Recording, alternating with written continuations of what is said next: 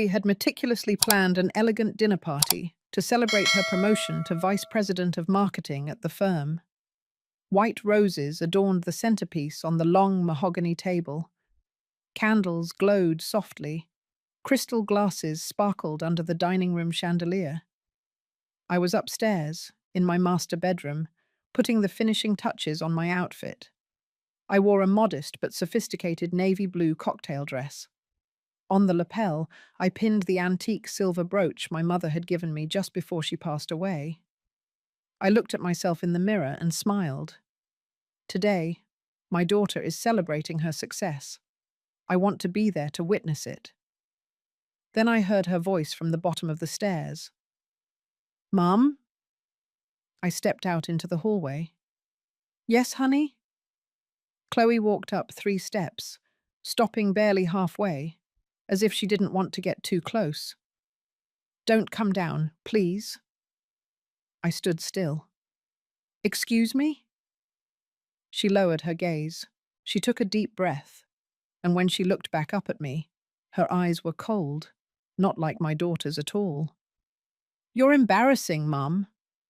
The air left my lungs. "Chloe, what are you talking about?" "The dinner, Mum. My mother-in-law is going to take your seat at the table." She continued. "She knows how to behave at a formal event like this. She's much more refined." I didn't scream. I didn't cry. I just looked at her, and I smiled. Because in that instant, something inside me shattered, but something else, my resolve, locked into place. "All right, honey," I said calmly. "Enjoy your dinner." I closed my bedroom door. I sat down on the edge of the 4-poster bed. I touched the silver brooch, and I waited. I listened to the faint sounds of laughter downstairs, the clinking of glasses, the loud, overly cheerful voice of my son-in-law, Ryan, and his sharp, condescending laugh. The familiar, deep voice of his mother, Charlotte, had taken my place at my dining table. 30 minutes later, I stood up. I adjusted my hair, put on my pearl earrings, and checked my makeup. Then I walked down the stairs. When I reached the dining room, everyone turned to look at me. Chloe went pale. Ryan's smile vanished. Charlotte frowned, but I wasn't alone. Walking beside me, in an impeccable suit and with a cordial smile, was Mr. David Sterling, the CEO of Sterling Harris Group, the multi-billion-dollar corporation where my daughter had just been promoted. David extended his hand toward Chloe. "Chloe, I'd like to formally introduce you to Mrs. Eleanor Harris," he announced. "She is the majority shareholder of the Sterling Harris Group. Your promotion was personally approved by her." The silence that followed was so profound, you could have heard the wine glasses tremble. Chloe didn't move. I simply said, "Good evening. Enjoy your meal." And I turned around and walked back upstairs. I didn't go back down that night. But everything changed that night. My name is Eleanor Harris. I'm 57 years old. And before I tell you what happened after that night, you need to understand how I got there. No mother reaches that moment by accident. I was born in Chicago, in a family that ran a small textile manufacturing business. We weren't wealthy, but we never went without.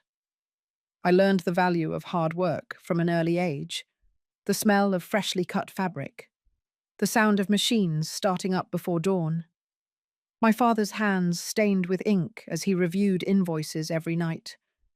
My mother was a quiet, elegant woman, always wearing that silver brooch pinned to the collar of her blouse. She told me, "Eleanor, a woman who knows when to remain silent also knows when to speak." I admired her for that. I studied business administration at the University of Michigan and graduated with honors. I met Robert Harris there. He was an engineering student. He was serious, responsible, and came from an old money family in Boston. We married 2 years later. It was a simple ceremony: white flowers, a string quartet. My mother gave me her silver brooch that day. So you remember where you come from, daughter? Robert got a job at a textile company. I decided to stay home when Chloe was born. It felt like the most natural decision in the world. My daughter. My entire universe. Those big eyes that looked at me as if I were the only light in her life. I remember mornings in the kitchen, the aroma of hazelnut coffee. Chloe sitting in her high chair, hands covered in blueberry pancake batter. Me singing lullabies while I prepared breakfast. Robert reading the Wall Street Journal, serious as ever, but smiling every time Chloe called out, "Mommy!" Those were good years, peaceful years. We lived in a modest townhouse in a nice suburb of Chicago, nothing ostentatious. A small backyard where Chloe played with her puppy. A patio with potted hydrangeas that I watered every afternoon. The living room had inherited furniture from my mother-in-law. When Chloe turned 5, my father fell ill with lung cancer. I moved back to Chicago to care for him. Robert stayed in Boston with Chloe. My mother couldn't manage the business alone, and neither could I. One afternoon, my father took my hand. "Eleanor, the factory is yours. Don't sell it. You have vision. You have strength. Don't let anyone tell you otherwise." He died 3 weeks later. I inherited the factory. Robert strongly disagreed. "You have no experience, Eleanor," he insisted. "Sell it. Use the money for Chloe's education." But something deep inside me refused. I hired an administrator, but I reviewed the books every single week. I traveled to Chicago twice a month. I learned to read balance sheets, negotiate with suppliers, and spot a lie instantly.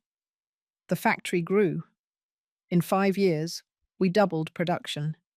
We opened 2 more locations and hired 50 new employees. We started exporting to the East Coast. Robert still disapproved. "You are neglecting your family, Eleanor." But Chloe never complained.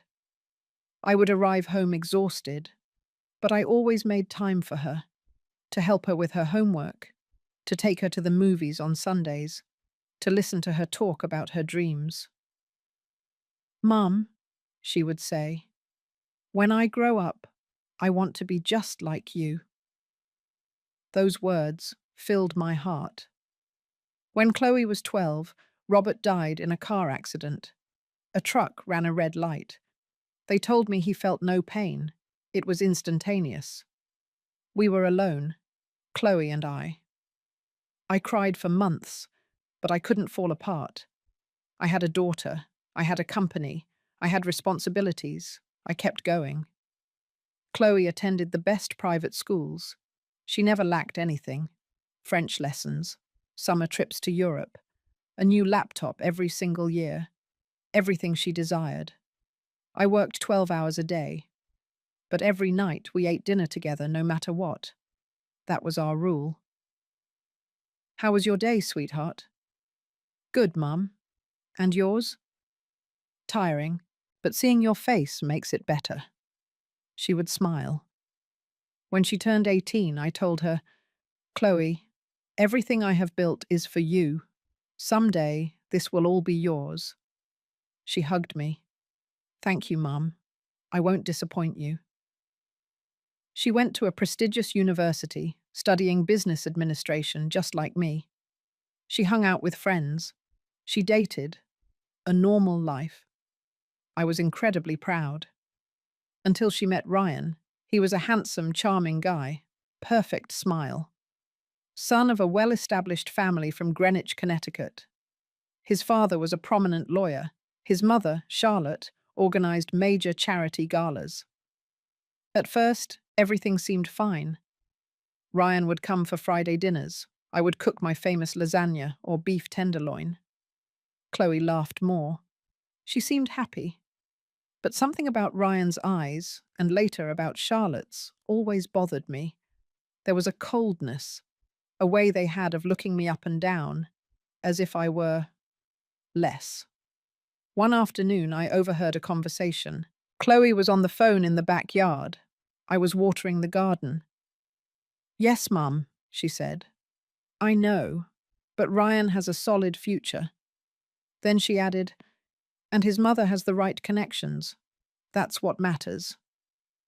My blood ran cold, but I said nothing, because I still had hope.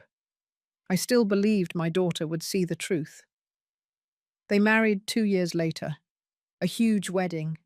300 guests, imported flowers, a live band. I paid for absolutely everything. Chloe insisted that Charlotte organize the whole event. I just signed the checks. On the wedding day, Chloe hugged me. Thank you for everything, Mum. You're the best. I just want you to be happy, my love. But that night, when I saw Charlotte occupying the seat of honor next to the bride and groom, and I was seated 3 tables back, something inside me started to crack. The first few months after the wedding were strange. Chloe and Ryan moved into a chic apartment in a luxury high-rise in Manhattan, huge windows and a balcony overlooking the city. I helped them with the down payment. Chloe chose the designer furniture. I only asked, "Are you sure this is what you both want?" Chloe kissed my forehead. "Yes, Mum. Ryan has excellent taste." I said nothing more. Initially, they came for Sunday dinner, as we had always done. I cooked my comfort food: roast beef, mashed potatoes, apple pie. The recipes Chloe had loved since childhood. But Ryan barely touched the food. "I'm sorry, Mrs. Harris. I'm just on a very strict low-carb diet. You understand?" He would smile, but his eyes didn't. Charlotte sometimes came with them. She sat at the head of the table where Robert used to sit, where my father sat when he visited. I said nothing, determined to keep the peace. One afternoon, Chloe called. "Mum, I need a favor." "Tell me, honey." "Could you lend me $50,000? It's for some investment expenses." $50,000. It wasn't a small amount, but it wasn't something I couldn't give her either. "Did something happen?" "No, Mum. Just, I need the money." I transferred the money that same day. She never mentioned it again. 2 weeks later, I saw photos on Instagram of Chloe and Ryan in Miami. Luxury resort, cocktails by the pool, perfect sunsets, early anniversary celebration with my hubby, the caption read. I felt an odd knot in my chest, but I said nothing, because it was their money now, right? Sunday visits began to thin out. "Mum, we can't make it this Sunday. Ryan has an event with his family." "Mum, this weekend we're going to the Hamptons with the in-laws." "Mum, we're exhausted.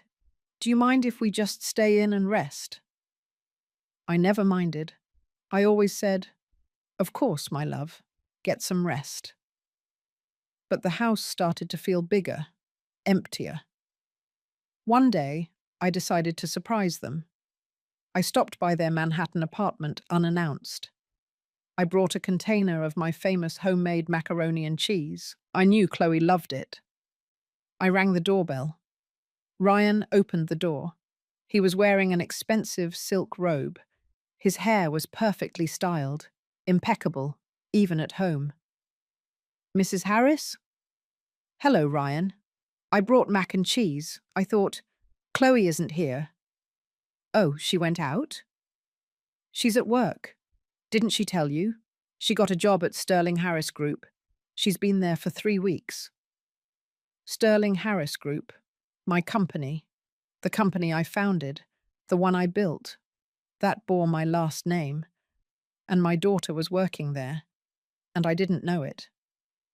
"No, she didn't tell me." Ryan smiled, that cold smile I was beginning to recognize. "Well, Chloe wanted to do it on her own, you know, without Mummy's help." The word mummy sounded like an insult. "I see. Would you like me to come in?" "No, thank you. Just give me the mac and cheese." He closed the door. I stood in the hallway, the container in my hands, feeling something inside me begin to break. Chloe was working at my company, and she hadn't told me. That night, I called her.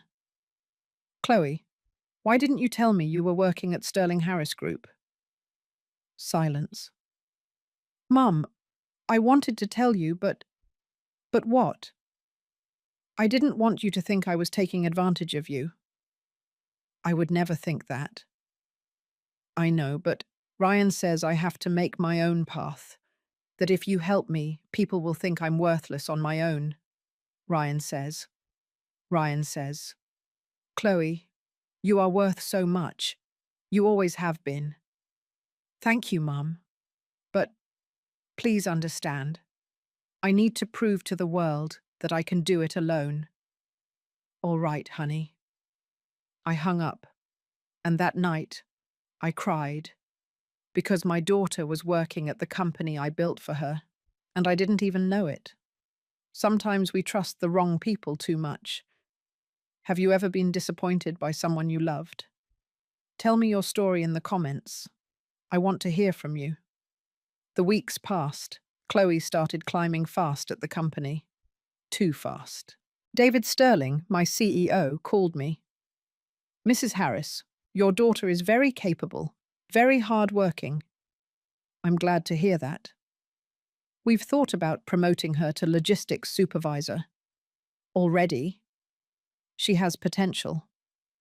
I knew David was loyal, that he would do whatever I asked. But I also knew that if I intervened directly, Chloe would be angry, and Ryan would certainly be angry. So, I let things proceed naturally. But something kept me awake at night. One afternoon, I went to the Sterling Harris Group offices. I entered through the back door and took the service elevator. I reached the logistics floor and saw Chloe. She was in her cubicle, serious, focused, reviewing papers, talking on the phone. She looked happy. I was about to leave when I heard voices in the conference room. I recognized Ryan's voice. You have to ask your mom to put you in a better position. You can't stay in logistics. That's for ordinary employees. Ryan, I've only been here 2 months. It doesn't matter. She's the owner. If you ask her, she'll give it to you. Or doesn't she love you enough? Silence. My mum loves me, but I don't want to ask her for anything. Chloe, don't be naive. She has millions. Why not take advantage of it? My mum says you should be in management, not wasting time with boxes and shipping. I'm not wasting time. Do you know how much the director of operations makes? $300,000 a month. How much are you making? 30,000? It's ridiculous. I froze. So that was it. It wasn't love. It wasn't support. It was ambition. I slipped away without making a sound. That night, I touched the silver brooch I always wore, and I remembered my mother's words. A woman who knows when to remain silent also knows when to speak. It wasn't time to speak yet, but that moment was close. I decided to stay silent, not because I was a coward, but because I still had hope. Hope that Chloe would wake up, that she would see what I already saw, that she would remember who she was before she met Ryan. But hope sometimes makes us blind. The following months were like walking on broken glass. Every step hurt. But I kept moving forward. Chloe kept rising in the company. First, supervisor, then area coordinator, then assistant director of operations. David would call me every time there was a promotion. Mrs. Harris, do you agree to promote Chloe? Does she deserve it? She's a good worker, but there are others with more experience. Then give the position to them. With all due respect, Ma'am, your daughter comes to my office every week. She insists she's ready for more responsibilities. I remained silent. What do you want me to do, ma'am? Give her the position, David. but make her feel like she earned it herself. Understood. That's how it went for 2 years. Chloe grew in the company. She earned more money. Every promotion came with a raise, a new luxury car, an expensive watch, dinners at fancy restaurants I would never go to. And me? I remained the mother waiting for Sunday visits. But Sundays stopped coming. One afternoon, Chloe called me. Mum, Ryan and I are thinking of buying a house. A house? Yes, in the Hollywood Hills. There's an incredible property, 4 bedrooms, yard, pool. It's perfect. I'm happy for you, honey. The problem is, we need a little help with the down payment. How much do you need? $2 million. 2 million? I gasped. Chloe, that is a lot of money. I know, Mum, but it's an investment, and you always say that property is a good investment. Besides, we'll pay you back. I promise. I don't need you to pay me back. But are you sure you can afford to maintain a house like that? Of course we can. I'm earning well. And Ryan is about to open his investment consultancy. Ryan works. Well, not officially yet, but soon. Silence. Mum, are you going to help us or not? That question, that way of asking, as if I were obligated, as if it were my duty. Of course I will, honey. I transferred the money that same week. They never mentioned it again. 6 months later, I saw the pictures on social media. The house, huge, modern, with designer furniture, abstract art on the walls, a kitchen that looked straight out of Architectural Digest. Chloe posted photos every day. My perfect home. Thank God for this blessing, living the dream. She never tagged me. She never thanked me. She never invited me to see the house. One Sunday, I dared to call. Chloe, I'd love to see your new house. Oh yeah, Mum, sure. We'll set something up one of these days. That day never came. I started seeing Chloe only at corporate events. Shareholder meetings, corporate dinners, annual results presentations. She arrived with Ryan, always impeccable, always smiling, always distant. She greeted me with a kiss on the cheek. Hi, Mum. Hello, my love, how are you? Good.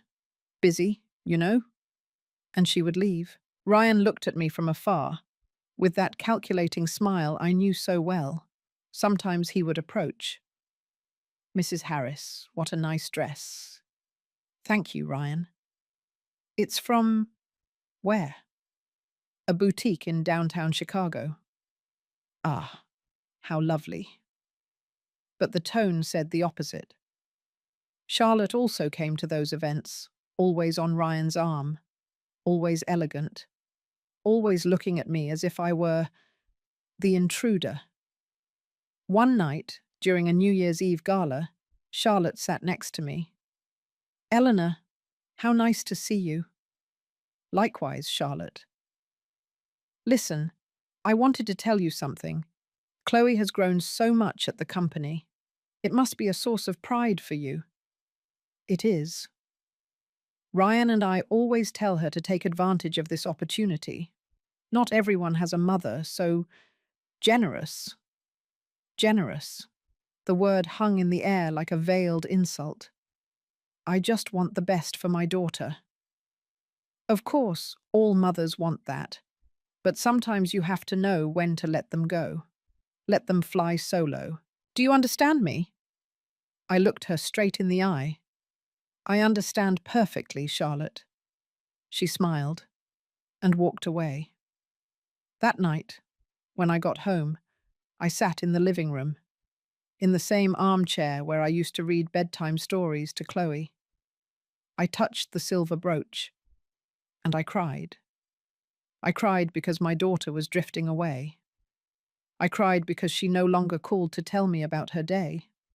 I cried because she no longer came on Sundays. I cried because I was no longer her priority. And the worst part was that I was allowing it, because I was afraid. Afraid of losing her completely. Afraid that if I said anything, she would cut me out of her life forever. So I stayed silent. I kept signing checks. I kept smiling in photos. I kept pretending everything was fine. But inside, I was dying. One day, Chloe asked me for another favor. Mum, I need you to sign some papers. What papers? It's for a new company project. I need your authorization. What is it about? It's technical. David already reviewed it. I just need your signature. I believed her. I signed. 2 weeks later, David called me. Mrs. Harris, did you authorize the purchase of 3 new luxury SUVs for Chloe's department? 3 SUVs? Yes, with a total cost of $250,000. I was stunned. David, I signed some documents, but Chloe told me it was for a project. Ma'am, the documents you signed authorized the purchase of those vehicles and also authorized a performance bonus for Chloe of $50,000. $50,000? David, did Chloe ask you to prepare those documents? Silence. Yes, ma'am. She told me you had already approved it. I hung up. And that night, something inside me changed. It was no longer sadness. It was no longer fear. It was clarity. That cold, painful clarity that comes when you finally accept the truth. My daughter was using me, and I was letting her. After that call with David, something awakened in me. It wasn't rage. It wasn't vengeance. It was lucidity. That uncomfortable lucidity that arrives when you finally realize you've been blind, that you've been justifying the unjustifiable, that you've been allowing yourself to be hurt because you were afraid of being alone. For days, I didn't call Chloe. I waited. I waited for her to call me, to ask how I was, to reach out. 1 week passed, 2 weeks, 3 weeks, nothing. Finally, I was the one who dialed. Chloe, I need to talk to you. Mum, I'm busy. Can it be later? It's important. She sighed. All right. What is it about? The documents I signed last month. David told me they authorized the purchase of 3 SUVs and a bonus for you. Silence. Chloe, you told me it was for a project. And it is, Mum. The SUVs are for the project. We need them. And the $50,000 bonus? It's part of my compensation. I work hard, Mum. I deserve that money. Chloe, I've never doubted your work, but you lied to me. I didn't lie. Mum, I don't have time for this. If you have a problem with how I'm handling things at the company, talk to David. Chloe, I have to go. See you. She hung up. I stood there holding the phone, my hands trembling. That night, I made a decision. If my daughter wouldn't tell me the truth, I would find it on my own. The next day, I went to the Sterling Harris Group offices. I didn't announce it. I didn't call. I just showed up. David received me in his office. Mrs. Harris, what a surprise. David, I need you to be honest with me. I always am, Mom. How is Chloe really performing? David lowered his gaze. Mom, please tell me the truth. He took a deep breath.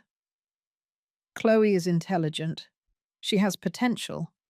But she is not at the level of her current responsibilities. What do you mean? She is frequently late. She delegates too much. She makes decisions without consulting.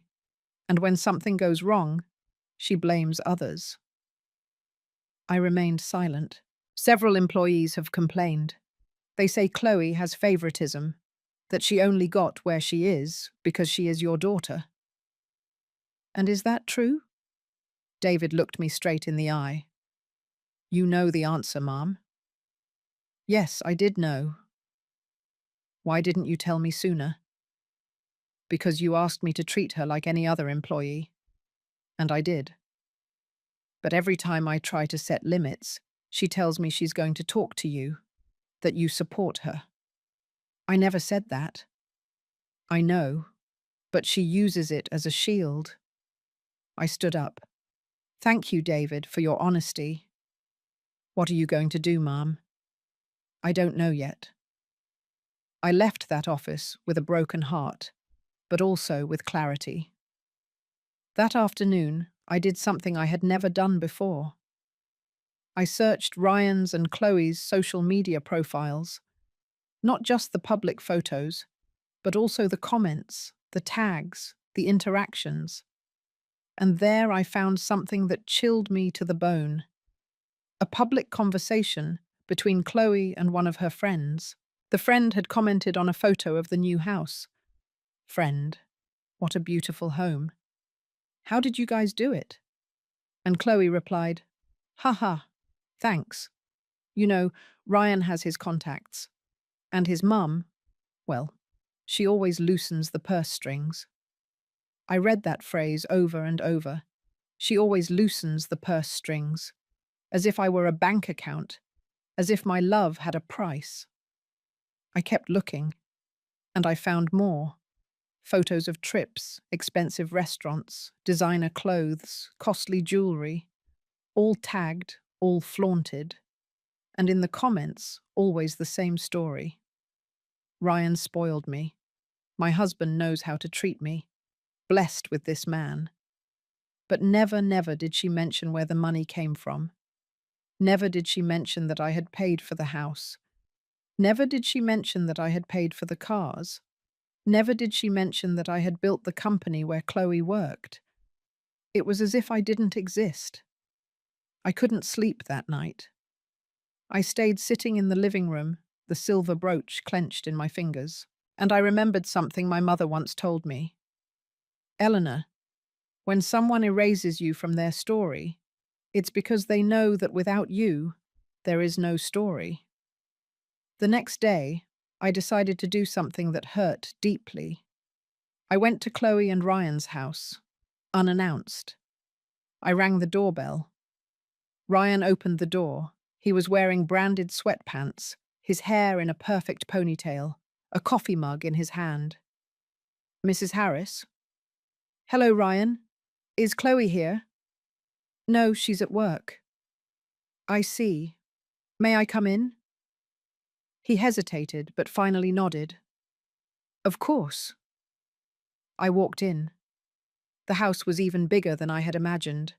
High ceilings, marble floors, extremely expensive furniture, huge paintings on the walls, all paid for with my money. Would you like coffee? No, thank you. We sat in the living room. Ryan, I want to talk to you. About what? About Chloe. About us? About all of this. He smiled, that cold smile. I don't understand. Yes, you do. He grew serious. Mrs. Harris, if you came here to complain about something, I didn't come to complain. I came to understand. Understand what? Why Chloe doesn't reach out to me anymore? Why she doesn't come to see me? Why? It seems like I no longer matter. Ryan set his mug down on the table. Ma'am, with all due respect, Chloe is an adult. She has her own life, her own family, I know. And sometimes mothers have to let go. There was that word again, let go. Ryan, I have never tried to control her. I just want to be in her life. And you are. But you can't pretend that everything should be the same as when Chloe was a child. I don't pretend that. Then what do you pretend? That she treats me with respect, that she doesn't lie to me, that she doesn't use me. Ryan stood up. No one is using anyone, Mrs. Harris. Chloe works hard. She deserves everything she has. I never said otherwise. But you imply it. You always imply it. As if Chloe weren't capable of anything without you. That's not true, isn't it? Then stop treating her like your baby.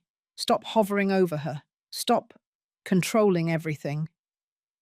I remained silent, because at that moment, I understood. No matter what I said, no matter what I did. To Ryan, I would always be the obstacle, the meddling mother, the inconvenient mother-in-law, the woman who was in the way.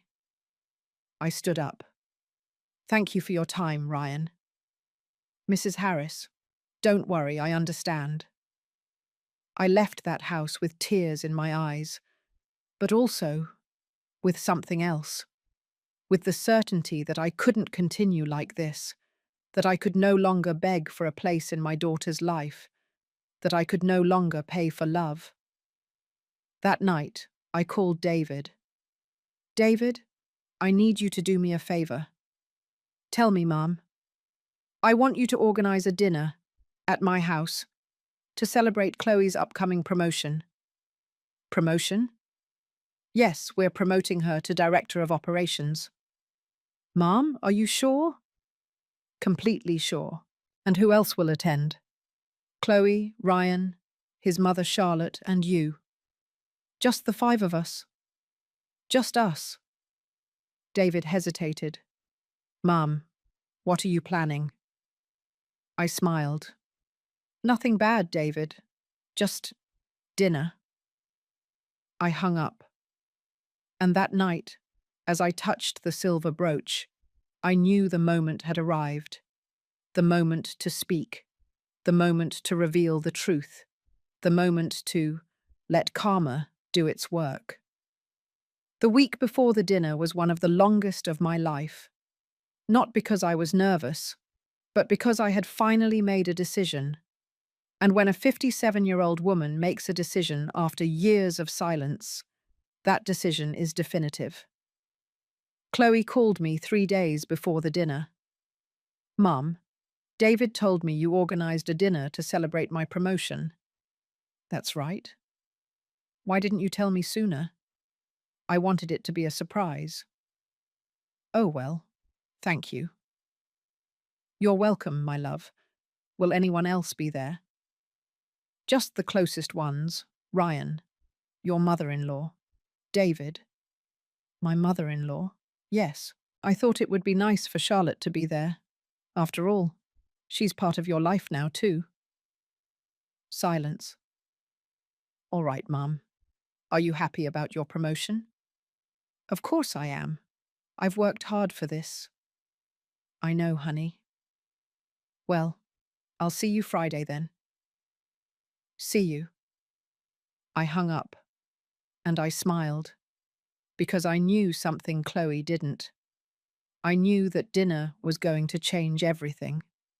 I spent the next few days preparing, not just the dinner, but myself.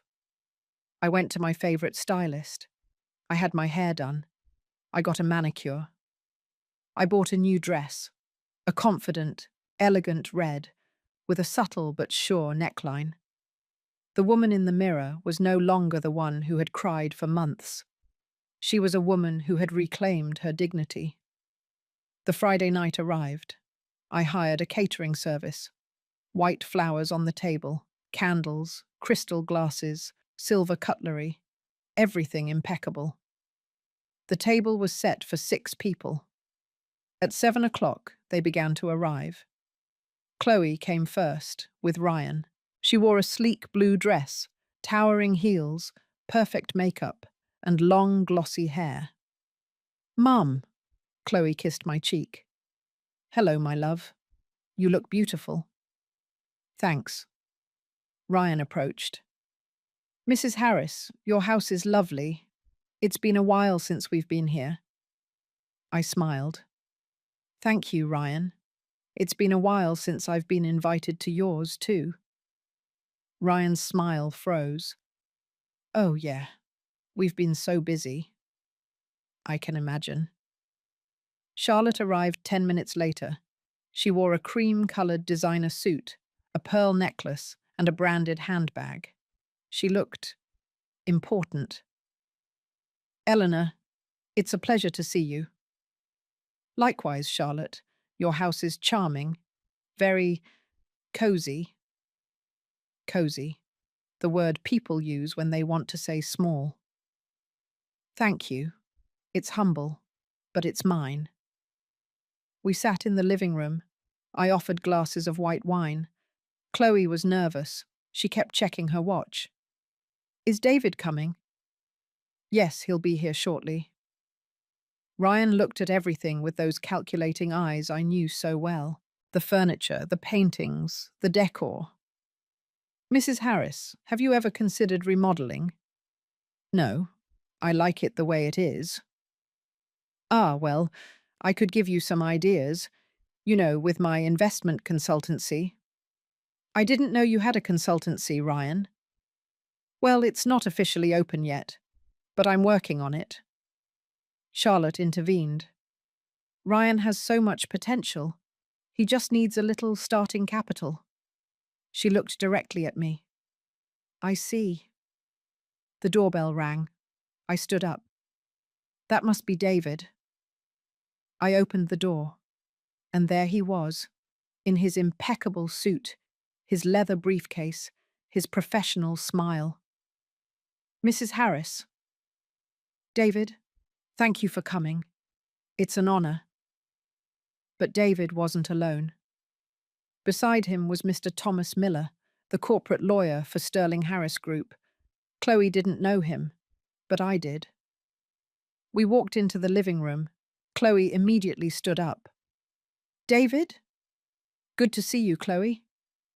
Likewise, David. Congratulations on your promotion. Thank you. Chloe looked at Mr. Miller with confusion. And you are? Mr. Thomas Miller, corporate lawyer. Ah, nice to meet you.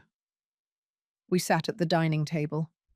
I was at the head, Chloe to my right, Ryan next to her, Charlotte across from Chloe, and David and Mr. Miller at the ends.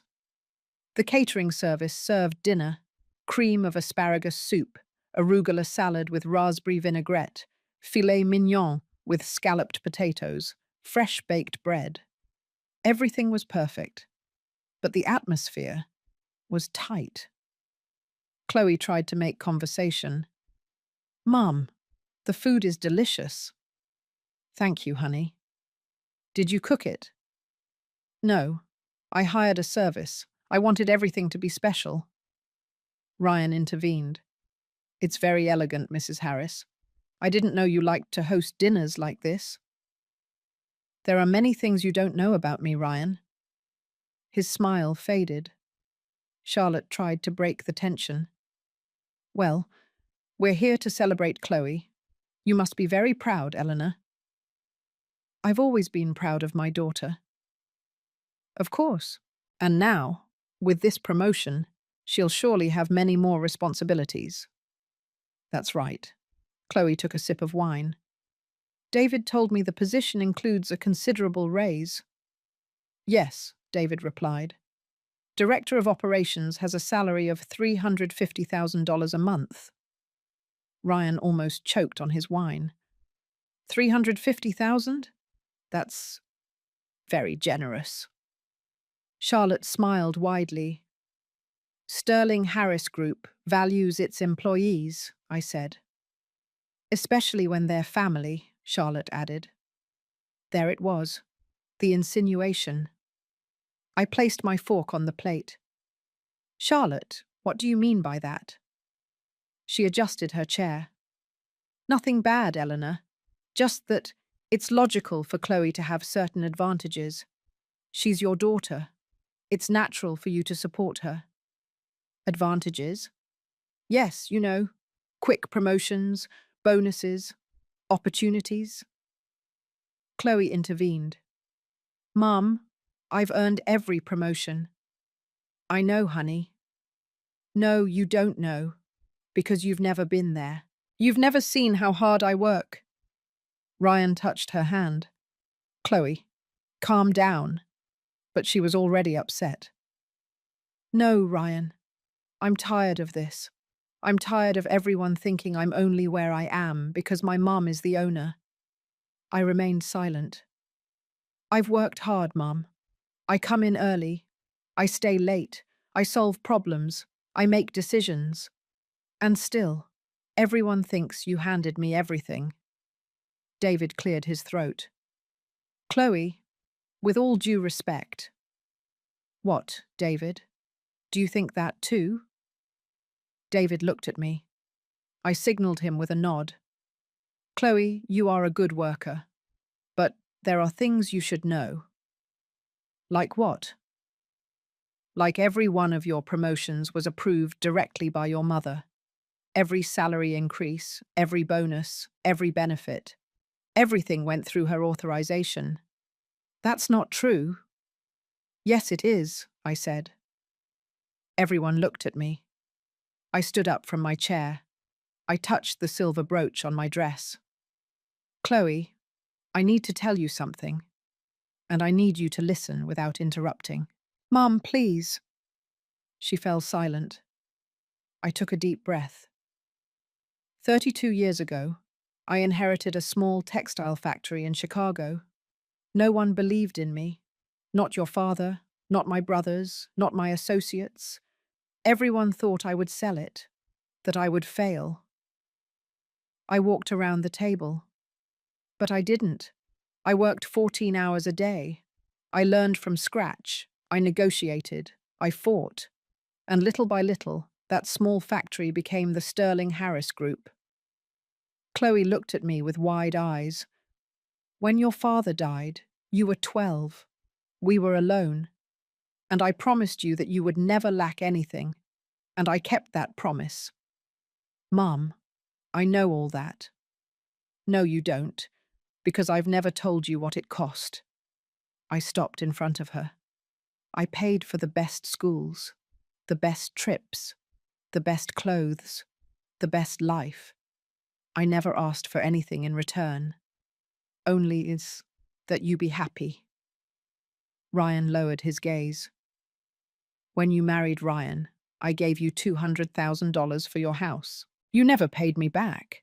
You never even said thank you. Mum, we did thank you. When, Chloe? When? Silence. When you started working at Sterling Harris Group, I asked David to treat you like any other employee, to make you earn your place. But every time he tried to set limits, you threatened him by saying you would talk to me. Chloe turned pale. Every promotion you received was because I authorized it.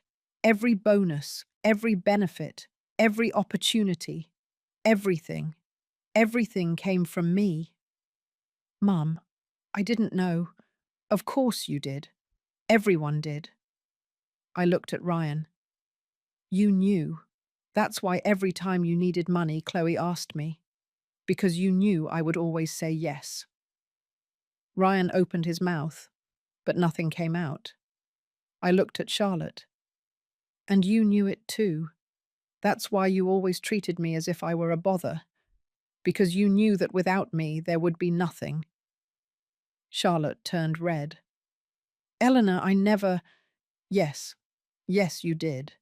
In every comment, in every look, in every insinuation that I should let go of my daughter. I turned back to Chloe. But what hurts me the most, honey, is that you pushed me aside. You stopped calling me. You stopped visiting me. You stopped seeing me. Tears started rolling down my cheeks. And I allowed it, because I was afraid. Afraid of losing you. Afraid that if I said anything, you would cut me out of your life completely. Chloe's eyes were moist. Mom. But tonight I understood something. I touched the silver brooch. My mother once told me, A woman who knows when to remain silent also knows when to speak, and the time to speak has come. The silence was absolute. Chloe, I love you. I have always loved you, but I can't go on like this. I can't keep paying for your love. I can't keep being invisible in your life. Mum, you are not invisible. Yes, I am. 3 months ago was my birthday. Did you call me? Chloe looked down. No. 6 months ago, I had gallbladder surgery. Did you know?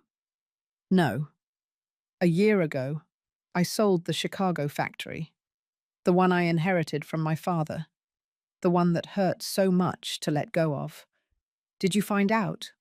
No. Do you know why you didn't find out? She didn't answer. Because you never asked. Chloe's tears began to fall. Mum, I'm sorry. I know, but apologies are not enough. I walked back to my place at the head of the table. Tonight, I was going to announce your promotion. I was going to celebrate you. I was going to keep pretending everything was fine. I looked at Mr. Miller. But instead, I'm going to do something different. The lawyer opened his briefcase. He pulled out a folder. Mr. Miller, please. He cleared his throat. I have prepared the documents that Mrs. Harris requested. Chloe looked at him with confusion. What documents? The documents for Mrs. Harris's resignation as the majority shareholder of the Sterling Harris Group. Everyone froze. What? Chloe jumped up. Mom, what are you doing? I'm letting go of you, Chloe, just like everyone wanted. No, you can't do that. Yes, I can. And I will. Ryan also stood up. Mrs. Harris, wait. No, Ryan. I've waited long enough. I looked at Chloe. Starting tomorrow, I will no longer be part of Sterling Harris Group. I'm selling my shares. And you will walk your path alone. Mum, please. I still wonder if I did the right thing. And you? What would you have done in my place? Chloe slumped back into her chair, her head in her hands. Charlotte was pale. Ryan was trembling. David looked at me with respect. And I finally breathed. Because for the first time in years, I felt I had regained my voice, my dignity, my power. The silence that followed my words was like the silence before a storm, heavy, electric, filled with things no one dared to say. Chloe lifted her head. Her eyes were red. Mum, you can't do this. I already did, honey. But the company is yours. It's your life. It was my life, before you turned it into a battleground. Ryan stood up abruptly. This is ridiculous. Mrs. Harris, you can't make decisions like this just because you're angry. I'm not angry, Ryan. I'm tired. Tired? Charlotte intervened. Eleanor, please, this is an exaggeration. All children distance themselves a little when they get married. It's normal. I looked at her with a calm that surprised even me. Charlotte, you have spent 2 years telling me to let go of my daughter, to let her fly, to step aside. Well, that's exactly what I'm doing. But not like this. Then how? How did you want me to do it? Should I keep paying in silence? Should I keep being the purse that always loosens the money?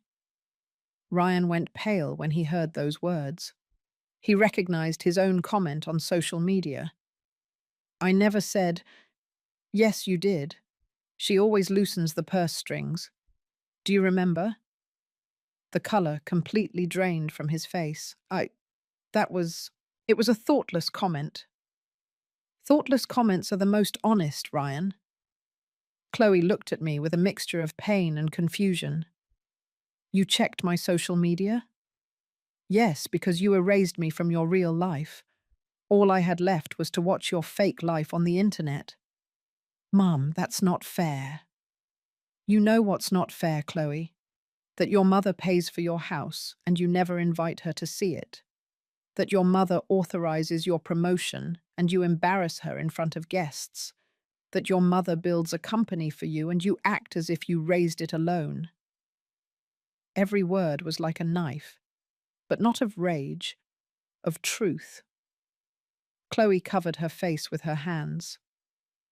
I didn't want things to be this way. Then why did you allow it? Because I... Ryan touched her shoulder. Chloe, you don't have to explain anything. Yes, she does have to explain, I said. Because I deserve it. David intervened softly. Mrs. Harris, are you sure you want to sell your shares? It's a very big decision. Completely sure, David. And who do you plan to sell them to? A private equity firm from New York. I already have the offer. It's $600 million. Chloe lifted her head sharply. 600 million. That's right. But that means that the company will no longer be mine. Nor yours. It will belong to strangers. Charlotte stood up. Eleanor, you can't do that. Chloe works there. She has a future there. Chloe has a college degree. She has experience. If she really is as good as she says, she'll find a job anywhere. But it's not the same, Ryan shouted. Sterling Harris Group has your name. It's your legacy. It was my legacy. But Chloe decided I wasn't part of her life, so she won't be part of mine either. Mum, please. Chloe stood up. Don't throw everything away for a moment of anger. This isn't a moment, Chloe. These are 2 years of humiliation, 2 years of silence, 2 years of feeling invisible. I stepped closer to her. Do you know how many times I cried, hoping you would call? How many times I prepared food thinking you would come? How many times I stayed awake wondering what I did wrong? My voice broke. I gave you everything, Chloe. Everything. And you cast me aside. Tears streamed down her face. Mum, I'm sorry. I really am sorry. I know, but forgiveness is not enough. What do you want then? I want you to understand what it feels like to lose everything, just as I lost you. Mr. Miller cleared his throat. Mrs. Harris, if you sign these documents tonight, the sale will be effective in 72 hours. I picked up the pen. Chloe reached out her hand. Mum, wait. Please give me a chance. Let me show you I can change. Chloe, I don't need you to change. I need you to realize something. Realize what? That money doesn't buy love. That success doesn't replace loyalty. That a mother is not an ATM. Ryan started crying. Mrs. Harris, please. We need you. Do you need me? Or do you need my money? He didn't answer. That's the difference, Ryan. You never needed me. Only what I could give you. Charlotte approached. Eleanor, be reasonable. Think of your daughter. Think of her future. I've spent 32 years thinking about her future. Now I'm going to think about mine. I signed the first document, then the second, and the third. Every signature was a liberation. Every stroke was a farewell. Not to my daughter, but to the illusion that things would ever go back to the way they were. When I finished, I handed the documents to Mr. Miller. Done. Chloe slumped in her chair, completely defeated. And now what, Mum? What am I going to do now? What we all do when we lose something important. Learn. Learn what? to value what you have before it's gone. I took the silver brooch from my dress, the brooch my mother gave me, the brooch I had worn during every important moment of my life. I approached Chloe. Take this. What is it? It's my mother's brooch. She gave it to me on my wedding day. She told me to wear it to remember where I come from. I placed it in her hand. I want you to keep it. And every time you see it, I want you to remember this night. I want you to remember that love cannot be bought, that family cannot be abandoned, and that a mother will always be a mother, even if you choose to forget her. Chloe closed her hand around the brooch, and she wept. She wept as she hadn't wept in years. Ryan was paralyzed. Charlotte looked lost. David looked at me with a mixture of sadness and admiration. I walked toward the door. The dinner is over. Please, leave. Mum? Chloe stood up. Can I go with you? We've talked, Chloe. Please, not tonight. Tonight, I need to be alone. When then? When you understand why I did this. I opened the door. One by one, they walked out. Down they, Ryan crying, Charlotte in silence, David with a respectful goodbye. Chloe was the last to leave. She stopped at the threshold. Mum, I love you. I know, honey, but sometimes love is not enough. What do you mean? That love without respect is manipulation, and I won't allow myself to be manipulated anymore. I never wanted to manipulate you. But you did. Every time you asked me for money knowing I couldn't refuse you. Every time you used my love as an excuse for your irresponsibility. Every time you pushed me out of your life but kept me close to your wallet. She fell silent. Good night, Chloe. I closed the door, and for the first time in 2 years, I was alone, completely alone. But I didn't feel empty. I felt free. I walked to the living room. I sat on the same sofa where I used to read stories to Chloe when she was a child. I touched my neck, the place where the brooch always was. And although I no longer had it, I felt my mother's presence. I did it, Mum. I finally spoke. And in the silence of that empty house, I felt peace. I didn't sleep that night. I sat in the living room looking at the photos on the wall. Chloe at 5 with her puppy in the backyard. Chloe at 12 on her middle school graduation day. Chloe at 18, the day she started college. Chloe on her wedding day, smiling next to Ryan. Each photo was a memory. Each memory was a farewell. Because I knew that after this night, nothing would be the same. And I didn't regret it. Because sometimes losing something is the only way to recover yourself. Sometimes letting go is the greatest act of self-love. Sometimes saying no more is the bravest thing you can do. That night, as silence filled every corner of my house, I understood something my mother always knew. That a woman who respects herself is never lost, even if she loses everything else. The days after that dinner were the strangest of my life. Not because I was alone, but because for the first time in years, I felt whole. Monday morning, I received a call from David. Mrs. Harris, the New York investors confirmed the purchase. They want to meet with you Friday to sign the final contract.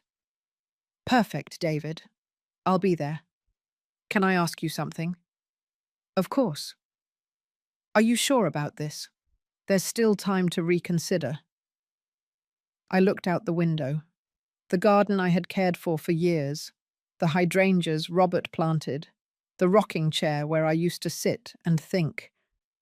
More sure than ever, David. I understand. And Chloe? Has she spoken to you? No. Do you want me to tell you how she is? No. When she's ready, she'll reach out to me. Mum, she's devastated. Good. That means she's finally feeling something real. Silence. With all due respect, Mrs. Harris, I think you did the right thing. Thank you, David.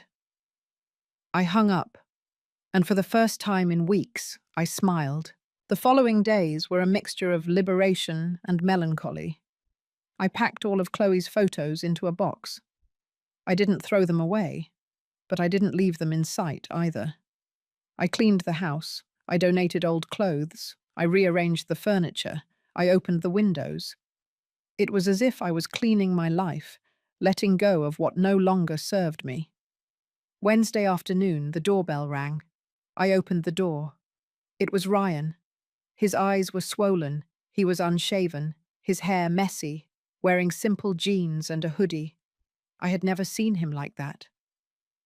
Mrs. Harris, may I come in? I hesitated, but finally nodded. Go ahead. We walked into the living room. He sat on the edge of the sofa, nervous. Do you want water? Coffee? No, thank you. I sat across from him. Why are you here, Ryan? He looked down. I came to apologize. Apologize for what? For everything. For how I treated you. For the things I said. For pushing Chloe away from you. Does Chloe know you're here?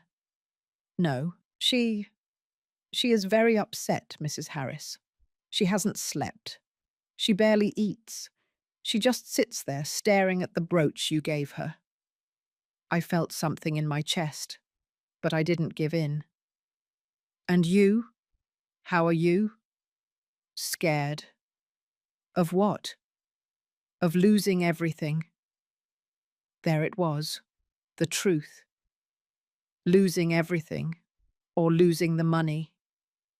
He looked up, tears in his eyes.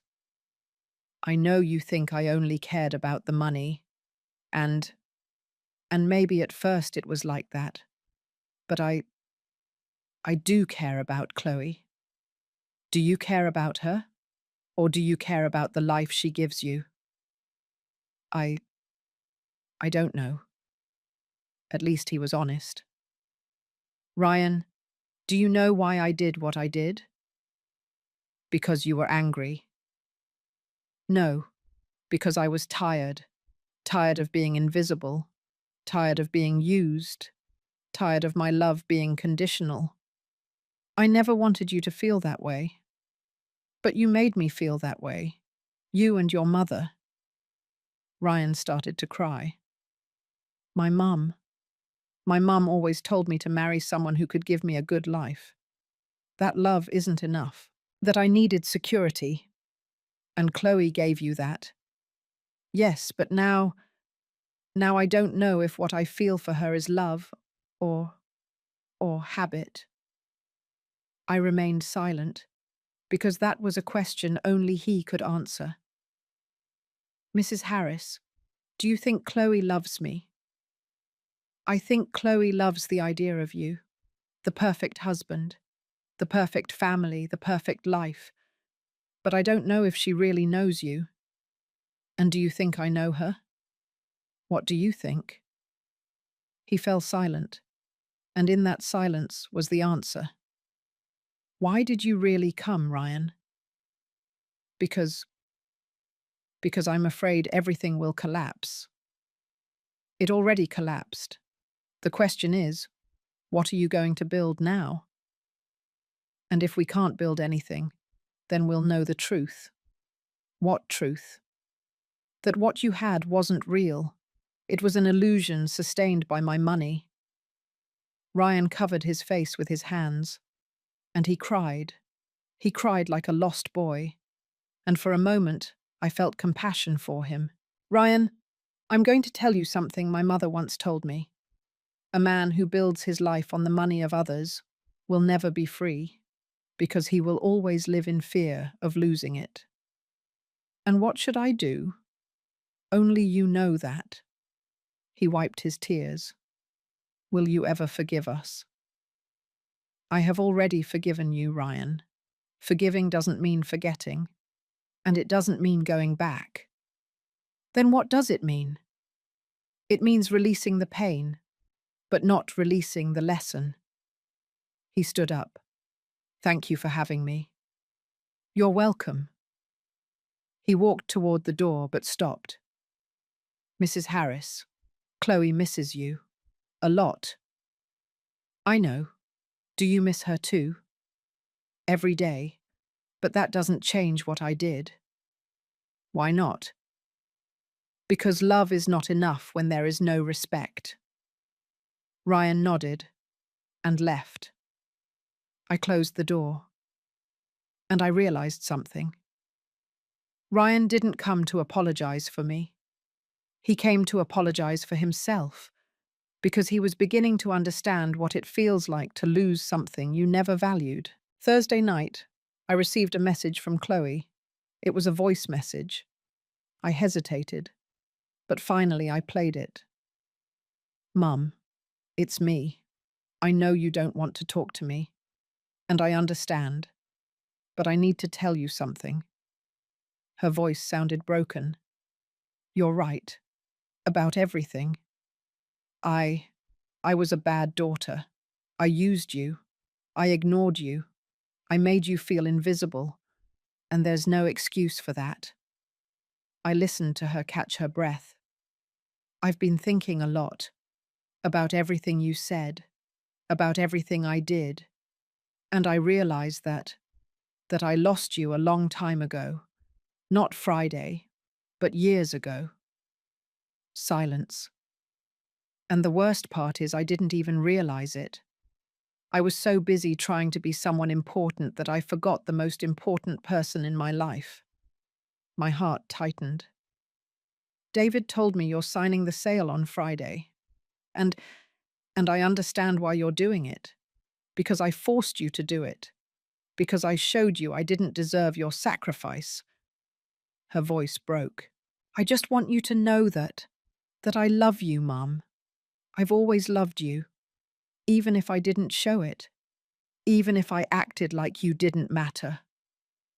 I wept. I wept listening to the words I had waited years for. I'm not asking you to change your mind. I'm not asking you to forgive me. I'm just asking you to know that I realize it, that I finally understand what I lost. The message ended. I stayed seated with the phone in my hand, and for the first time since that dinner, I felt something in my heart soften. But I didn't respond, because it wasn't time yet.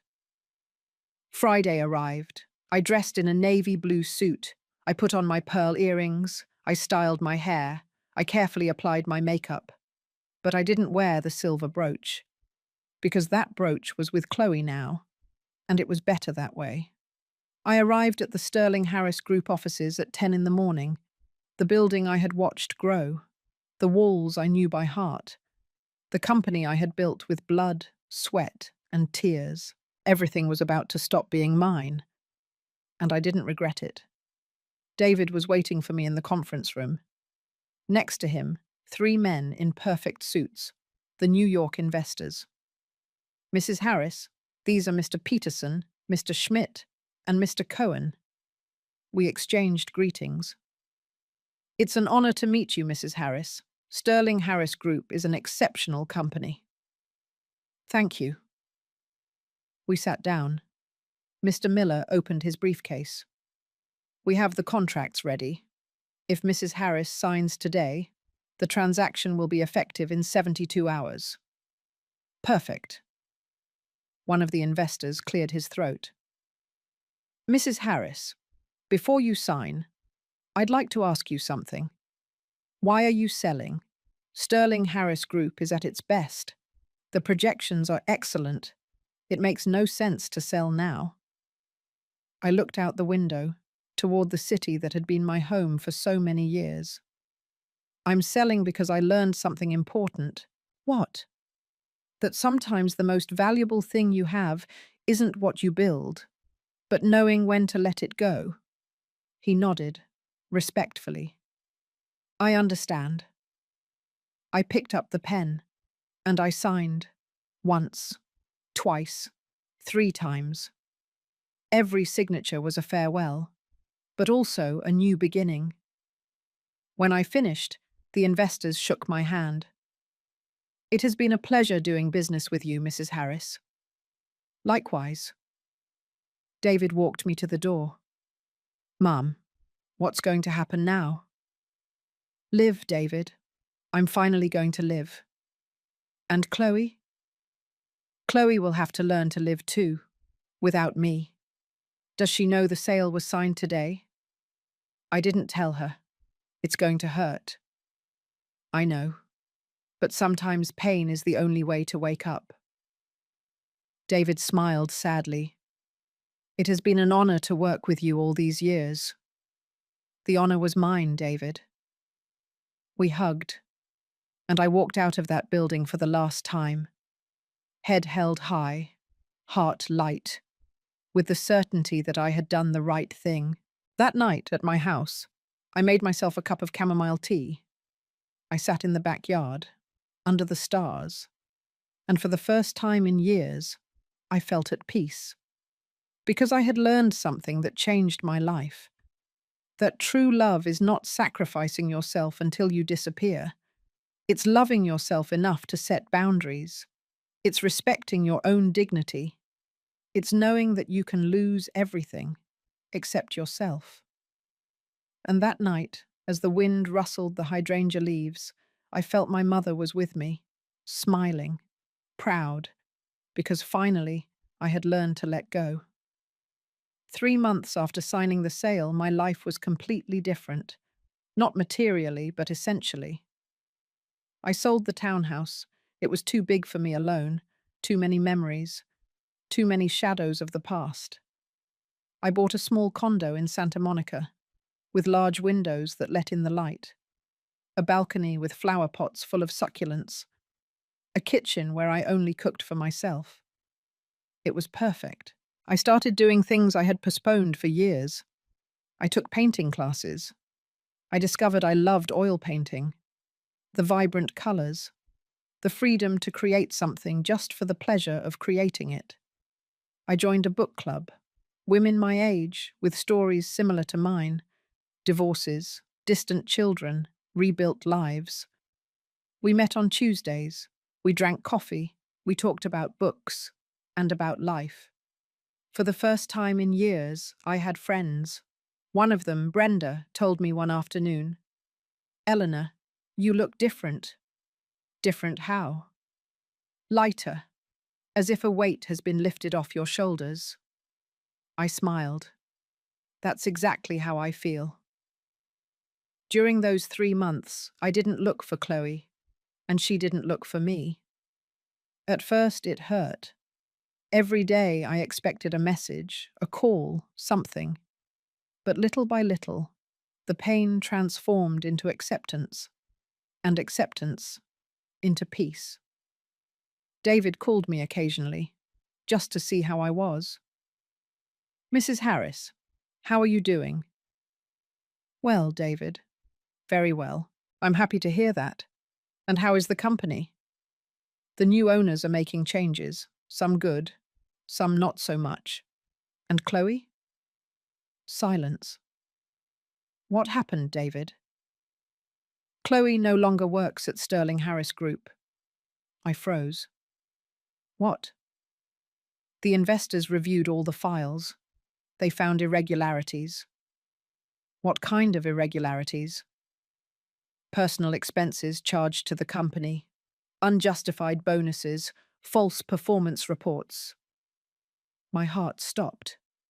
Chloe did that. Not directly, but she authorized many of those expenses, and when the investors asked her for explanations, she couldn't justify them. Did they fire her? They requested her resignation. If she didn't resign, they were going to sue her. I closed my eyes. When did this happen? 2 weeks ago. Why didn't you tell me sooner? Because I thought you didn't want to know. I will always want to know, David. She is my daughter. I know, Mom. Sorry. Do you know how she is? Not very well. Ryan left her. What? A week ago. He moved out of the house. He filed for divorce. I felt like I had been punched in the stomach. Why? From what I heard, because Chloe no longer has money. The house is about to be foreclosed on. The cars were repossessed. And Ryan, well, Ryan didn't want to stick around for the hard part. I remained silent, because although part of me felt pain for my daughter, another part understood that this was necessary, that this was the lesson Chloe needed to learn. Thank you for telling me, David. Are you going to look for her? No, not yet. Why not? Because if I look for her now, she'll think I'm there to rescue her. And that wouldn't help her. She needs to hit rock bottom. She needs to understand the consequences of her decisions. You are very wise, Mrs. Harris. I'm not wise. I'm just a mother who learned to love differently. I hung up. And that night, I cried. I cried for my daughter, for the pain she was experiencing, for the lessons she was learning, but I didn't look for her, because I knew she had to walk alone. 2 weeks later, I ran into Charlotte. It was at a coffee shop in Beverly Hills. I was having a cappuccino, reading a book, and she walked in. We looked at each other, and for a moment, I thought she was going to ignore me, but she didn't. She approached my table. Eleanor. Charlotte. May I sit down? If you like. She sat down. She ordered a tea. We were silent for several minutes. Finally, she spoke. I suppose you already know about Chloe and Ryan. Yes. Ryan is living with me. He's very upset. I can imagine. He says he made a mistake, that he never should have left Chloe. And what do you think? Charlotte looked down. I think I also made a mistake. Which one? The mistake of teaching my son that money is more important than love. I remained silent. For years, I told him to marry someone who could give him security, that love doesn't pay the bills, that he needed to think with his head, not his heart. And now I see that I have a son who doesn't know how to love, who only knows how to calculate, who only knows how to use. Her eyes filled with tears. And the worst part is I made him that way. Charlotte. No, Eleanor. Let me speak. I owe you an apology. You don't owe me anything. Yes, I do. I treated you badly. I judged you. I made you feel less because deep down I was envious. Envious of what? Of your strength, of your independence, that you raised a company by yourself, that you didn't need anyone to be someone. She wiped her tears. I got married young. I had Ryan young. And my husband. My husband supported me my whole life. I never worked. I never had my own money. I never had my own identity. Charlotte, being a mother and a wife is also work. I know, but it's not the same. When my husband died, I was left with a pension, with a house, but without purpose, without self-worth. Is that why you wanted Ryan to marry someone with money? Yes, because I didn't want him to depend on someone the way I depended. But I was wrong, because now he's worse. He doesn't depend on anyone, because he doesn't know how to love anyone. He can still learn. Do you think so? We can all learn, if we want to. Charlotte looked at me with sad eyes. Eleanor, will you ever be able to forgive me? I have already forgiven you, Charlotte. Really? Really? Holding a grudge only hurts me, not you. You are an admirable woman. No, I'm just a woman who learned to let go. We sat in silence, drinking our drinks. And for the first time, I felt compassion for Charlotte, because I understood that she, too, was a victim of a society that taught her that her value was in the man beside her, not in herself. A month later, I received a letter. It was from Chloe, handwritten on a crumpled sheet of paper, with shaky handwriting. I opened it, my heart racing. Mum, I don't know if you'll read this letter. I don't know if I still matter to you, but I need to write it. 4 months have passed since that dinner. 4 months that have been the hardest of my life. I lost my job. I lost my house. I lost Ryan. I lost everything I thought defined me. And in the middle of all that loss, I finally found you. Not physically, but in my memory. I remembered when I was a child and you read me bedtime stories. I remembered when I was 12 and Dad died, and you told me, "We're going to be okay. We're always going to be okay."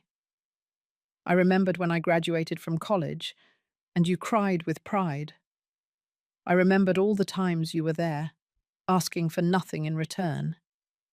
And I realized something that tore my soul apart, that I forgot you. I forgot you when I got married. I forgot you when I started making money. I forgot you when Ryan convinced me you were a nuisance. I forgot you when you needed me the most. And now that I've lost everything, I finally understand what I lost first. You. Mum, I'm not writing to ask you to rescue me. I'm not writing to ask you for money. I'm not writing to ask you to come back. I'm writing to say thank you. Thank you for loving me even when I didn't love you back. Thank you for giving me everything even when I didn't deserve it. Thank you for letting me go when I needed to fall. Because you were right, Mum. Sometimes the only way to learn is by losing. And I needed to lose everything to understand what really matters. I live in a small apartment now. I work at a community tech repair shop. I earn little. I live simply. But for the first time in years, I feel free. Free from appearances, free from expectations, free from lies. Every day I look at the brooch you gave me, and every day I remember your words. Love without respect is manipulation. You were right. I manipulated you. I used you. I hurt you. And there's no excuse for that. I just want you to know that I realize it, that I understand it, and that I will spend the rest of my life trying to be the person you deserved as a daughter, even if I'm no longer by your side. I love you, Mum. I have always loved you. Chloe. I finished reading the letter with tears rolling down my cheeks, and for the first time in months, I felt my daughter had woken up. Not the Chloe who had everything and valued nothing, but the Chloe who lost everything and finally understood. That night, I wrote back, also handwritten, on paper, with the same solemnity. Chloe, I read your letter several times, and I want you to know something. I never stopped loving you, not even when you hurt me the most, because that's what a mother does. She loves even when it hurts.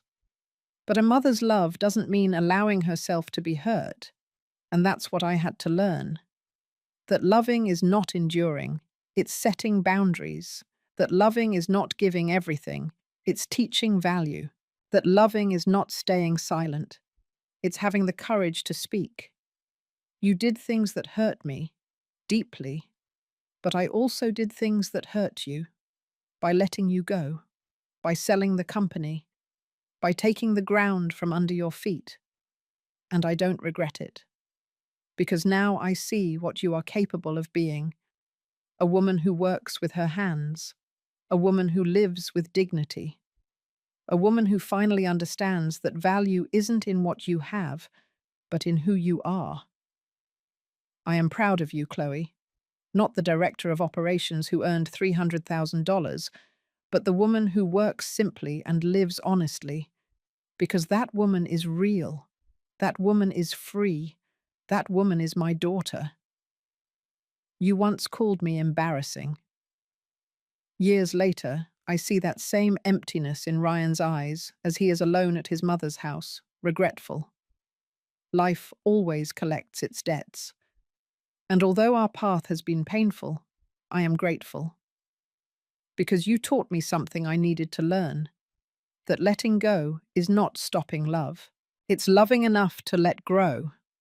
When you are ready, come find me, not to ask me for anything, just to have a cup of coffee and start over, as mother and daughter, as people who respect each other, as family who earned their place back. I love you, Chloe. I will always love you.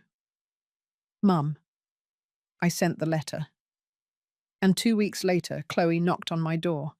She was wearing old jeans, a simple shirt, worn shoes, but her eyes shone. Hello, Mum. Hello, honey. We hugged, and in that embrace was all the forgiveness, all the pain, all the love. We didn't talk about money. We didn't talk about the company. We didn't talk about the past. We just sat on my balcony. We drank coffee, and we talked about life. How is your job? I asked. Tiring, but honest. I'm glad to hear that. And you? How are you? Free? She smiled. I'm happy for you, Mum. We sat in silence, watching the sunset. And finally, Chloe said, Mum, you were right about everything. No, not everything, but about what mattered. Yes. Do you know what the hardest part of losing everything is? What? Realizing that it was never mine, that everything I had came from you, and that I took it as if I deserved it. Now you know. Now I know. She took my hand. Thank you for not rescuing me. Thank you for learning the lesson. And in that moment, I felt that karma had done its job. Not with vengeance, but with justice. Chloe had lost everything material, but she had gained something invaluable: dignity, humility, and the opportunity to start over, as a new woman, as my daughter. Finally. 6 months after that first coffee on my balcony, my life had found a balance I never imagined possible. It wasn't the life I had planned. It was better, because it was mine, completely mine. Chloe and I saw each other once a week, sometimes twice, but never more, because we had both learned something fundamental. Healthy love needs space. She continued working at the community tech repair shop. It wasn't glamorous. It wasn't what she had dreamed of, but it was honest. She told me about her customers, about her co-workers, about how she was learning to live with less. Do you know what the strangest thing is, Mum? She told me one afternoon while we were having coffee in a park. What? That I sleep better now. Before, when I had everything, I lived in constant fear of losing it. Now that I've lost it, I'm no longer afraid. I smiled. That's called freedom, honey. I never thought freedom would come from having less. True wealth is not what you have, it's what you don't need. She nodded, and I saw something in her eyes that I hadn't seen in years. Peace. She told me about the divorce process with Ryan. It was quick.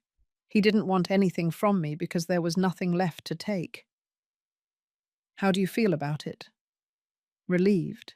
Sad. But mostly relieved. Why sad? Because I realize I never truly loved him. I just loved the idea of him, the perfect husband, the perfect life. And him? I think he didn't love me either. He just loved what I could give him. Then you are both better off this way. Yes, even though it hurts to admit it. We sat in silence, watching the children play in the park. Mum, can I ask you something? Of course. Do you ever regret selling the company? I thought about her question. really thought. No, not a single day. Why not? Because the company was just brick and mortar and paper. You are my flesh and blood, and I preferred to lose the company temporarily than to lose you forever. Her eyes filled with tears. You didn't lose me, Mum. You found me. No, honey, you found yourself. And in that moment, I knew it had been worth it. Every tear, every sleepless night, every difficult decision, everything had been worth it. Because my daughter had returned. Not the daughter I had lost, but a better one who had learned. During those months, I also heard news about Ryan, through Brenda, my friend from the book club. Eleanor, remember your son-in-law? Yes. What about him? I saw him the other day at a coffee shop. He was with his mother. And? They looked different. Ryan had lost weight. No designer clothes. Simple outfit. Nothing like the man who flaunted on social media.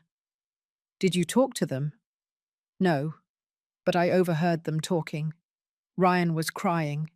He was telling his mother that he had made the worst mistake of his life. By leaving Chloe? Yes. He said Chloe was the only person who had ever truly loved him, and that he had scorned her. I stayed silent. Do you want me to tell you something else? Tell me. His mother replied to him. Son, I taught you everything I knew, but I never taught you how to love, and that's what I regret the most. I felt something in my chest. It wasn't satisfaction.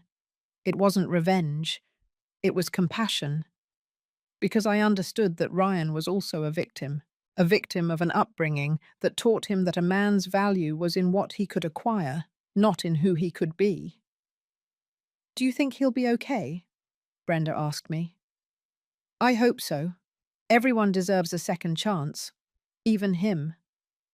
You are very generous, Eleanor. I'm not generous. I just learned that holding a grudge is like drinking poison and waiting for the other person to die. Brenda smiled. That's why I admire you. Don't admire me. Learn from my mistakes. Which mistakes? Staying silent for so long, allowing myself to be disrespected, believing that love was enough without dignity. But you solved it in the end. Yes, but it cost me years, and I almost lost my daughter. But you didn't lose her. No, I didn't lose her. And that was the truth that filled my heart every day. One Saturday afternoon, Chloe came to my condo with something in her hands. Hi, Mum. Hi, honey. What do you have there? A gift. For me? For you. She handed me a small box, wrapped in plain paper. I opened it. Inside was the silver brooch. My mother's brooch. The brooch I had given Chloe that night. Chloe, I want you to keep it. But I gave it to you. I knew. And it was the most valuable gift I've ever received. Because every time I saw it, I remembered who I am and where I come from. Tears started rolling down my cheeks. But now I don't need it to remember, because I carry it here. She touched her chest. And I want you to have it back, because it's yours. It was always yours. I took the brooch with trembling hands. Honey. Mum, I also want to tell you something else. I'm saving. Not much, but something. And when I have enough, I'm going to pay you back the money I borrowed. Chloe, I do need to. I need to show you that I'm not the same person who used you. I need to show you that I learned. You already showed me. No, not yet. But I will, even if it takes years. I hugged her, and in that embrace, I felt that the whole cycle had closed. The pain, the learning, the redemption, everything. I am proud of you, Chloe. Thank you for not giving up on me, Mum. I would never give up on you. You are my daughter. We stayed embraced for a long time, and when we separated, I saw the woman she had become. Not the successful woman who made millions, but the dignified woman who worked for her dreams. And it was beautiful. That night, after Chloe left, I pinned the silver brooch back on.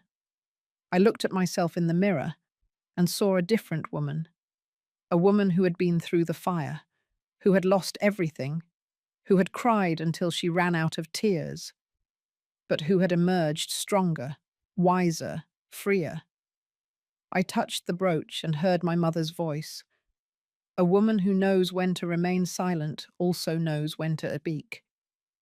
I smiled. I did it, Mum.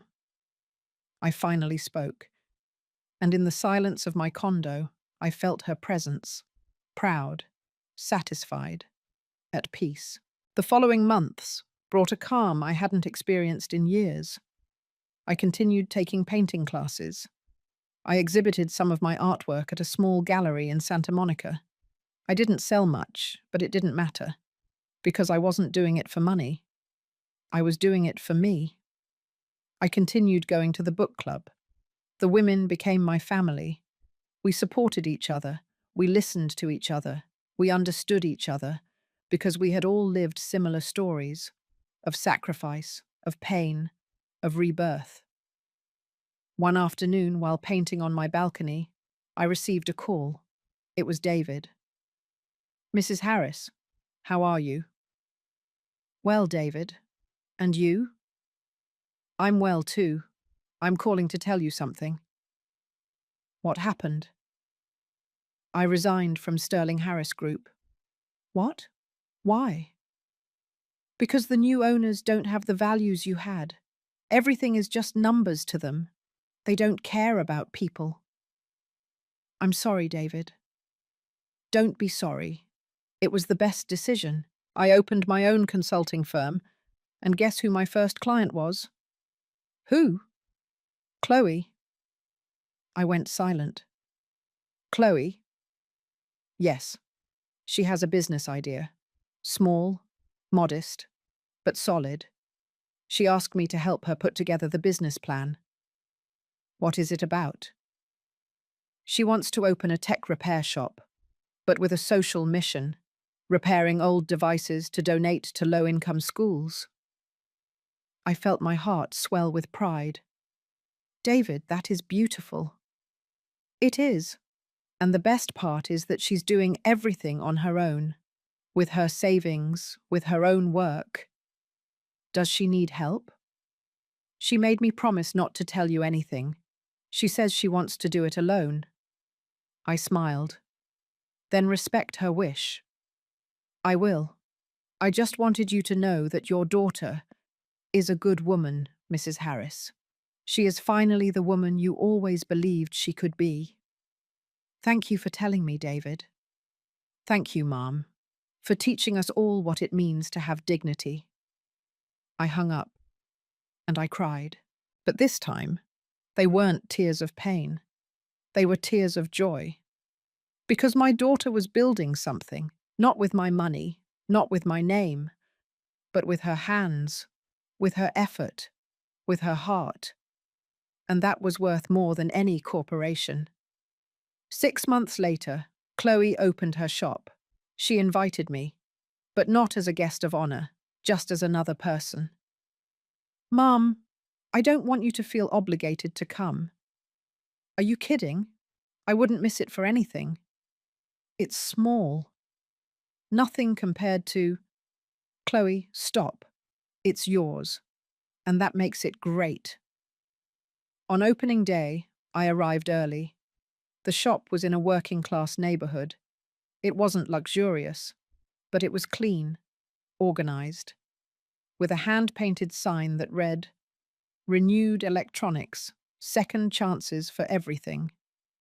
I smiled when I read the name, because it was perfect.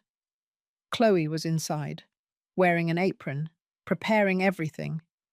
When she saw me, her eyes lit up. "Mum, you came?" "Of course I came." She showed me the shop, the workbenches, the tools, the devices she had already repaired. "This tablet is going to a school in South Central. This computer to a community centre. This radio to a senior living home. Honey, this is beautiful. It's small, but it's honest. It's everything." We stood looking at the shop in silence. "Mum, can I tell you something?" "Always." "I'm happier now than when I had everything." "I know." "How do you know?" "Because I see it in your eyes." "And you? Are you happy?" "Happier than ever." "Do you miss the company?" "Sometimes, but I wouldn't trade it for what I have now." "What do you have now?" "Peace, freedom, and my daughter back." We hugged, and in that embrace was everything. Forgiveness, love, redemption, everything. The opening was simple. Neighbours came, some customers, David, some people from Chloe's old job. But Ryan didn't come, nor Charlotte, and that was fine. Because this new life had no space for people who only wanted to take, only for people who'd wanted to give. At the end of the day, when everyone had left, Chloe and I sat at the shop entrance, watching the sunset. "Mum, do you know what day it is today?" "No, a year ago. A year ago was the dinner where everything changed." "You're right. That day I thought I had lost everything. But now I see that day. I gained everything." "What did you gain?" "I gained myself. And I gained you. For real this time." I took her hand. "Honey, I was always there. You were just too blind to see me." "I know. And I'm sorry." "Don't apologize anymore. Just keep going." "Do you know what I'm most grateful for?" "What?" "That you had the courage to let me go. Because if you hadn't, I would still be that empty woman who only cared about appearances." "You didn't have to thank me. I had to do it. For you. And for me." "Did you ever doubt it?" "Every day. But I knew it was the right thing to do. And what if it hadn't worked? What if I had remained the same? Then I would have learned to live without you, but with my dignity intact." She nodded. "You are the strongest woman I know." "I'm not strong. I just learnt to love myself." "That is being strong." We sat in silence, watching the sun disappear behind the buildings. And in that silence, I understood something fundamental. That life isn't about not falling. It's about getting back up. That love isn't about giving everything. It's about giving value to yourself. That family isn't about blood. It's about respect. And that sometimes losing is the only way to win. That night, when I returned to my condo, I sat on my balcony, with a cup of tea, with the silver brooch on my dress, and I thought about everything I had lived through. The pain, the betrayal, the loss, but also the healing, the forgiveness, the rebirth. And I understood that everything had been necessary, every tear, every difficult decision, every sleepless night. Everything had brought me here, to this moment, to this peace, to this version of myself that had finally found herself. I picked up my phone, and I wrote something I needed to write. Not for Chloe, not for anyone else. For myself. "Dear Eleanor, today I want to tell you something I should have told you years ago. I am proud of you. Proud of how you stood up when everyone gave up on you. Proud of how you loved even when you were hurt. Proud of how you had the courage to let go when it was necessary. For years, you derived your value from what you gave to others. But today you know that your value is in who you are, not in what you have, not in what you give, not in what you sacrifice, but in your dignity, in your strength, in your ability to love without losing yourself. Thank you for not giving up. Thank you for learning to let go. Thank you for teaching me that self-love is not selfishness, it is survival. With love, yourself. I saved the note, and I smiled, because I was finally complete. If my story helps a single woman open her eyes, it will have been worth it. If my story teaches someone that love without respect is not love, it will have been worth it. If my story shows a mother that letting go is not stopping love, it will have been worth it. Because pain is not eternal, but the lessons are. And my lesson was this: that a woman who respects herself cannot be destroyed. She can be hurt, she can be betrayed, she can lose everything, but she cannot be destroyed, because her value is not outside, it is inside. And no one can take that away from her. My name is Eleanor Harris. I'm 58 years old. And this is my story. The story of a woman who lost everything to find herself. The story of a mother who let go of her daughter so both could be free. The story of a woman who chose her dignity above everything else.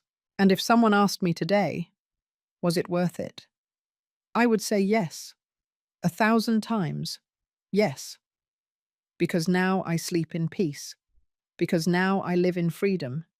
Because now, finally, I am me. Thank you for listening until the end. If this story touched your heart, subscribe and activate the notification bell to hear more stories of women who transformed their pain into wisdom. Every day, one woman, one life lesson. Share this story with someone you love. Sometimes a story like this can change an entire day. May God bless you, and until next time. The deepest wound often comes from those you love the most, but the moment you choose your self-worth over their need for control, you are truly free. True financial power is not measured by the millions in your bank account or the size of the company you own, but by the confidence to walk away from anything that costs you your peace, even if that means demolishing the entire foundation you built for them. A mother's love is boundless, but it must never be unconditional to the point of self-erasure. Setting boundaries is the most profound and necessary act of love, for both yourself and your children. By refusing to be an ATM and forcing them to earn their own way, you give them the invaluable gift of dignity and self-reliance, transforming a painful loss into a shared path toward authentic life.